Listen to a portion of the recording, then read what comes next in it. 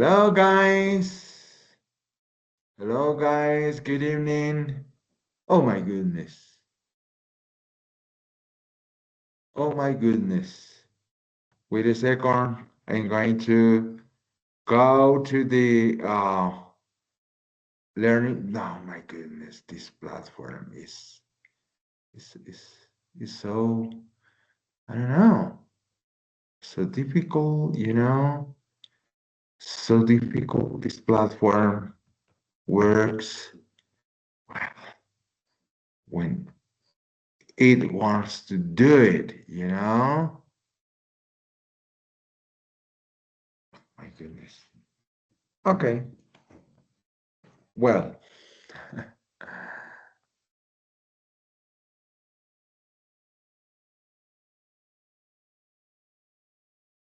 okay, guys. Well, I will wait until let me see, for 2 minutes to see how many of you show up because, well, you don't show up to this online session. It's a shame, but, well, it's your decision. There is no obligation to attend the session, but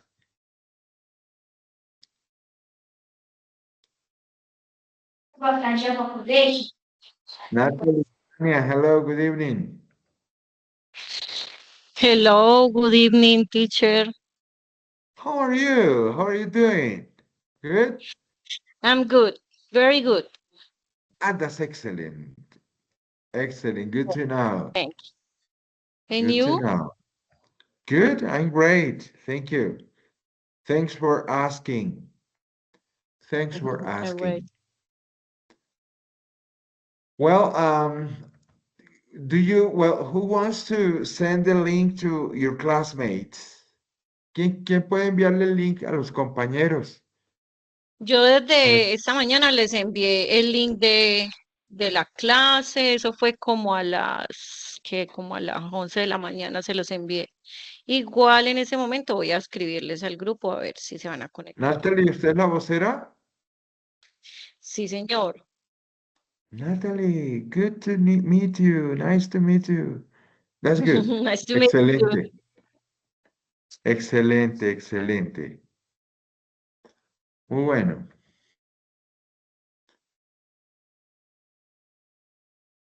Bueno, también me preocupa, Natalie, con ustedes. Me preocupa, Tania, hola. Me preocupa que muy pocas personas están enviando las evidencias. Muy pocas Sí, personas. Ya pues les voy, realmente. Yo, por dígame. ejemplo, le debo la de la semana pasada, pero yo creo que si Dios quiere mañana ya se la remito. Sí, pues se trata, mire, ¿de qué se trata, Natalie? Que por favor no nos compliquemos la vida, no hagamos una evidencia recomplicada, hagámosla sencilla, lo más sencilla que pueda. Listo. Por Ok, ejemplo, bueno, señor. este foro que van a hacer, esto es un foro que vamos a ver en esta sesión, es hablar de su experiencia profesional, es eso, ¿ok? Ok, Tell us ok. about your professional experience. Well, how did you start working? When did you start working? Where? What was your first job? Your first activity. Cositas muy básicas, muy fundamentales. No nos vayamos Es, a complicar, no nos vayamos a complicar la vida haciendo una evidencia, pues, lo más sofisticado eh, y complicada del mundo. No, lo más sencilla que it's, usted pueda, pero que la pueda hacer. ¿Ok? it's like the last one. Ok. Mm, ok. Well, the previous evidences, they were two audios. Yes? Do you remember Yes, that? and in this is the driving. Okay, and see, no, no, yes, this is writing. Yes, that's right. Por favor, las evidencias, envíen el mismo audio. Envíen el mismo audio las dos evidencias. No hay problema. Ah, sí. Ok. Sí, sí, Ah, sí, ok, hágale. ok, ok, Hágale. ¿Por ok, qué? Porque es un audio lo que yo voy a calificar. ¿Listo? ok, Entonces yo le puedo calificar en un audio unas cosas y en el otro audio otras cosas. ¿Ok? perfecto. Hágale, Natalie. Yo trato de hacerles las cosas muy fáciles, muy sencillas, pero necesito que asistan para que podamos hablar. Mira, tú me estás diciendo eso y vea, yo de una vez te doy una solución. ¿Sí ves? Sí, thank you very much. You're welcome. Y en este foro, ahorita también, muy facilito, escribimos cuál ha sido una experiencia, muy cortico, escriban un párrafo, dos párrafos y sale ya. No necesitamos volvernos unos expertos en escritura, porque yo decirles a ustedes que en 2 meses nos vamos a volver expertos escribiendo en inglés, well, No, that's not possible, you know? ajá, Eso no, no es posible, no es posible. Okay, well, I'm going to share the learning guide voy a compartirles la guía de aprendizaje para hoy. Listo, chicos. ok,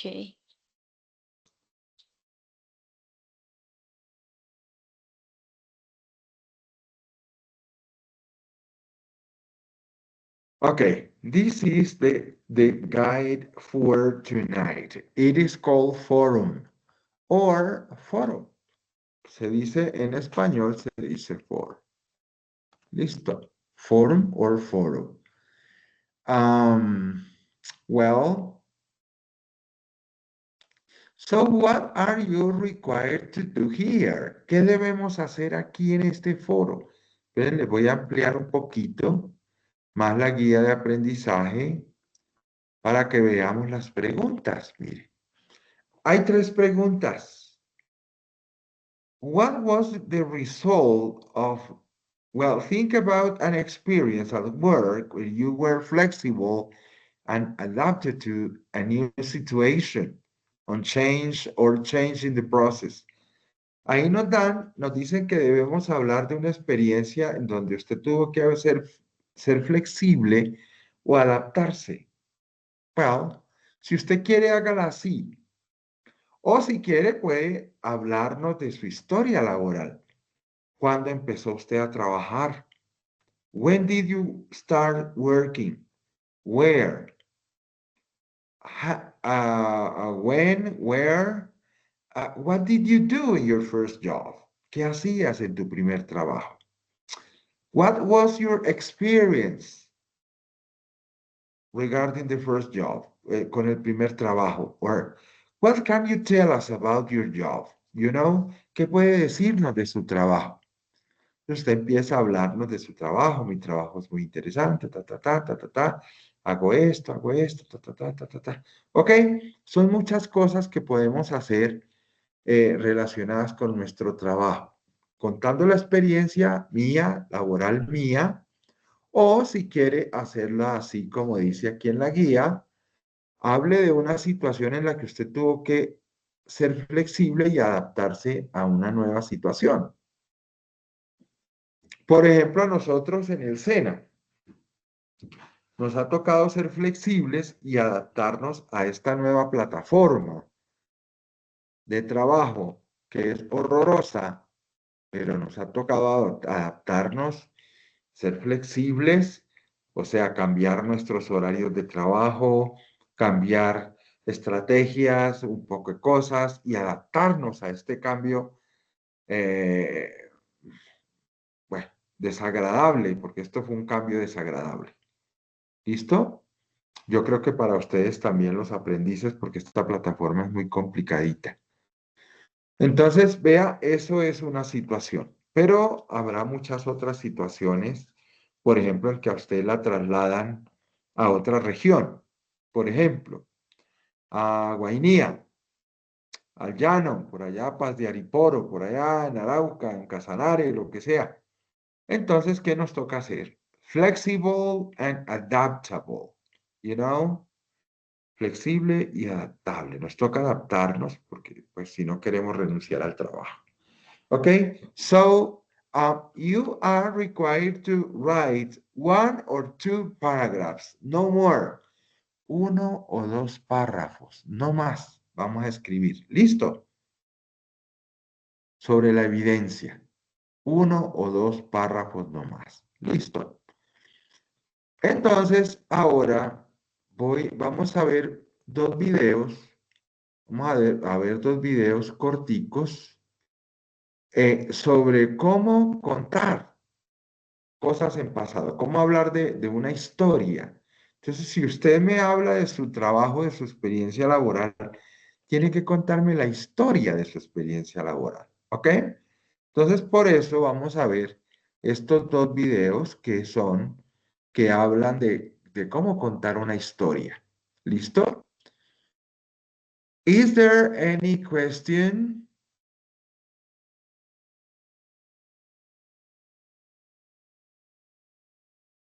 ¿Tienen alguna pregunta, chicos? Hasta ahora,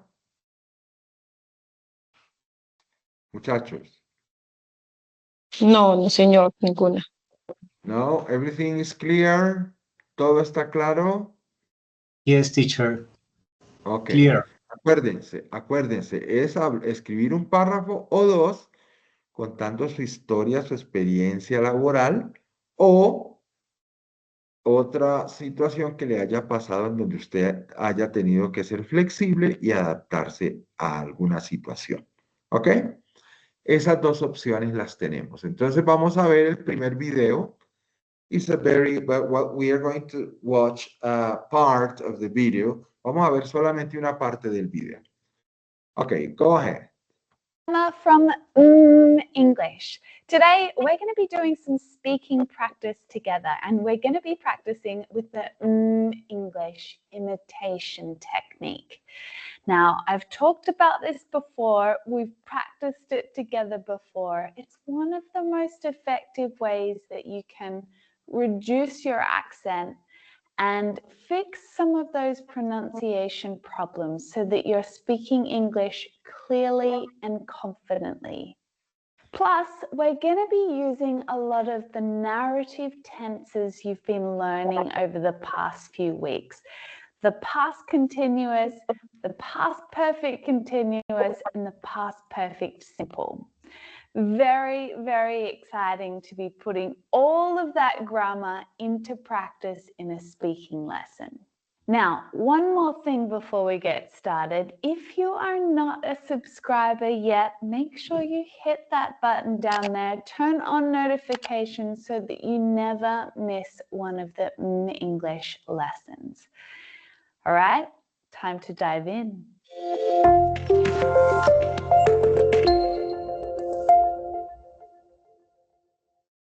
So if you're new to English, you may not have practiced with one of my imitation lessons before.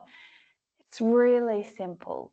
I'm going to help you practice out loud with me all the way through this lesson. And if you like it, there are several other imitation lessons on my channel, and I've also got some imitation courses available on the English website. You can get to it up here, or the link is down in the description below. Today, we're going to practice storytelling in English, an exceptionally important skill to have. I'm going to be sharing a simple story about a coincidence at the supermarket, a coincidence that turned into a disaster. Not an awful disaster, just a funny disaster, a mess. Keep in mind that you can easily exchange my story with your own. Once you practice along with me for a little while, that's what I really want you to do, is take the story that I'm using and adapt it, make it your own. An unusual trip to the supermarket. Step 1, listen and read. On Monday, I was doing my weekly shopping when I bumped into an old friend of mine. We hadn't seen each other for more than 10 years. So it was a real surprise to see her in my local supermarket. We stopped in the middle of the aisle, mouths open, then hugged and chatted for what felt like ages. It turns out she'd been living overseas in Istanbul and had only just moved back home. That's why we hadn't seen each other for so long. While we were talking, another friend wandered up the aisle. It was one of our old classmates from high school. What a coincidence! And it turns out he'd recently become a dad. He had his new baby girl tucked up in the pram. He admitted to us he was just trying to get out of the house for a while. So we decided to go to the cafe next door. We couldn't miss this chance to catch up after all of these years, but it turned out to be a disaster. We ordered cake, but it tasted terrible. We ordered coffee, but it never came. When one of the waitresses was rushing to open the door for a customer, she knocked over a huge vase of flowers, which, you guessed it, smashed onto our table and soaked us with water. Fortunately, we were having so much fun reminiscing about old school days that it didn't really bother us too much. Step 2, listen and copy me. Now you need to imitate exactly what I say. So that means you're trying to copy my pronunciation, the word stress, the pause in every sentence. You can even try and imitate my facial expressions to practice communicating with more than just words in English. Now, there's going to be a pause after each sentence or clause so that you can practice out loud with me, okay? Just try and relax and go with the flow, all right? It's just you and it's me. We're here right now. We're doing some speaking practice together. We're going to have some fun. On Monday, I was doing my weekly shopping.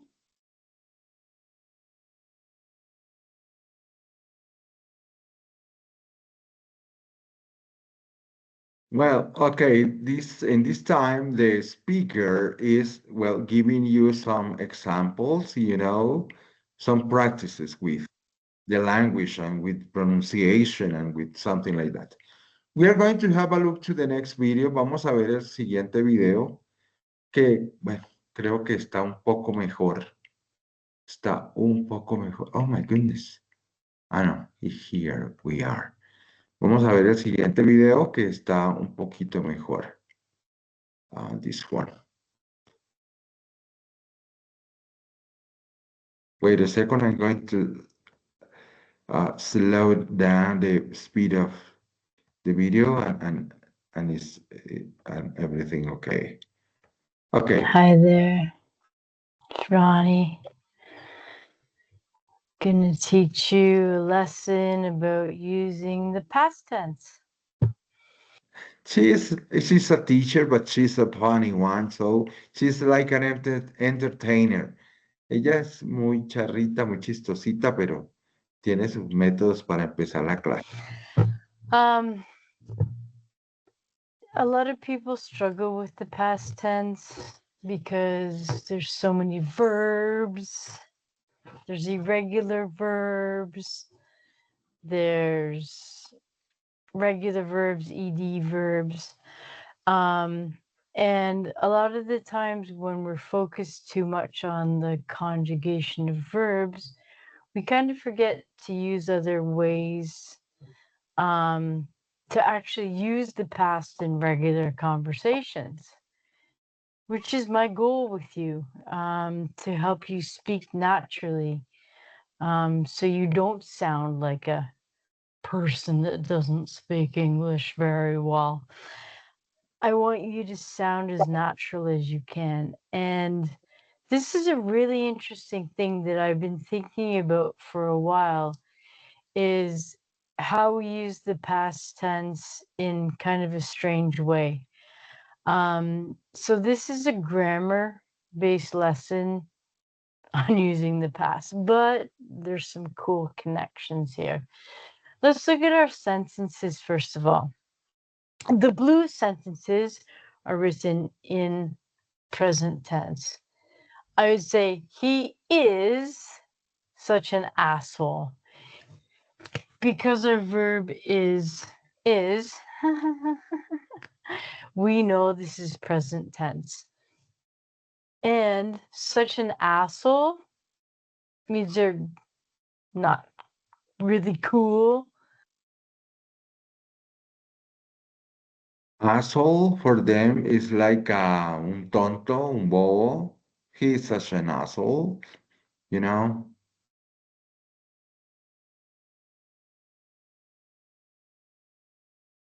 Not really good person. Okay. But if we want to make it pass, we would say, he was such an asshole. So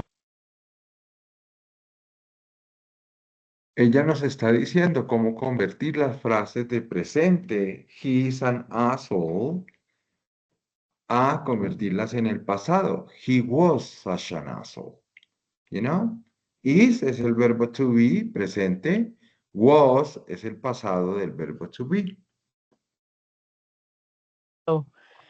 again, simple past for changing is to was.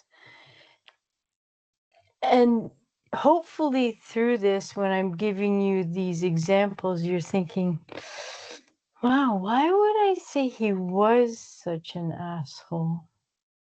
Okay, let's look at number 2. We always go to the park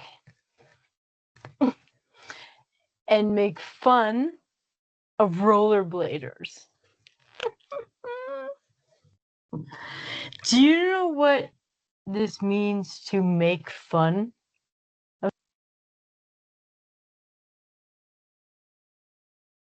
Make fun of rollerbladers es y disfrutar de los patines. ¿Sí? Patinar. We always go to the park and make fun of rollerbladers. Y vamos al parque y nos divertimos. Of someone? If you make fun of someone, it means that you take delight or joy in weird things about people. So, or bad things. Let's say that someone's wearing some weird clothes, or someone falls someplace, or they're doing something that you think is weird. You would make fun of them. Like, oh, that's weird. That's weird. You do that. This is how. She is also explaining that we can use the expression make fun of cuando nos burlamos de algo también. Bullying starts. So you can make fun of rollerbladers. That's fine. We always go to the park and make fun of rollerbladers. This sentence is in simple present because we have always and we have the verb go. If I wanted to make that past, I would say we would always go to the park and make fun of rollerbladers. This past tense of the verb will, would, the auxiliary verb, is indicating to me that it's something that we did in the past as kind of a hobby. It's my hobby to do that. We can talk about people's jobs. I can say, oh yeah, I know Kelly. She is an undertaker. So when we talk about people's occupations or their jobs, we use the verb to be, and again in the past. Oh yeah, she was an undertaker. So why would we use the past tense to speak about people like this? What's happening? There are two reasons. One of them is maybe the person has died, or the person's dead to you. Maybe the person you're speaking to is talking about an ex-boyfriend or an ex-girlfriend or an ex-friend. So if I'm having a conversation with someone and they said, oh my God, Kevin was such an asshole. This has two things that are going to happen in my brain. Either Kevin's dead, or we no longer talk to Kevin. And he's still an asshole, maybe, but the relationship with the speaker has changed. Let's look at this example. Oh, we would always go to the park and make fun of rollerbladers. We're reminiscing or thinking about things in the past that we would do with this person. Maybe this is a good thing about a past relationship. Oh, my ex and I, you know, we broke up. We would always go to the park. It was great. So when people are using the past tense to speak about someone, those are the two reasons. She was an undertaker. Now, she could be retired, or she could be dead, or, you know, your ex-girlfriend could have been into that stuff and been an undertaker. Another thing that we use in English to talk about habits, like would, is we use used to. Oh, you know what? We used to go to the cemetery. So I'm talking about things that we did habitually, things that we did together on a regular basis. And in English, again, I'd use the simple present. We go to the graveyard. This tells me, and by the way, graveyard and cemetery, not very different. Oh, hey, Trevor. Well, here she is using some words and, well, and expressions that are used for cemeteries or graveyards, el cementerio. Estas dos palabras se utilizan para decir cementerio, cemetery or graveyard. Y este undertaker, she was an undertaker. Undertaker es la persona que trabaja en una funeraria. Entonces, bueno, ahí ella lo que nos quiere decir a grosso modo es cómo nosotros podemos convertir una frase en presente y convertirla en pasado. ¿Listo? Entonces, acá, aquí hay algunas buenas expresiones. Is, cambiamos is por was. We used to. We used to go to the cemetery. Nosotros solíamos ir al cementerio.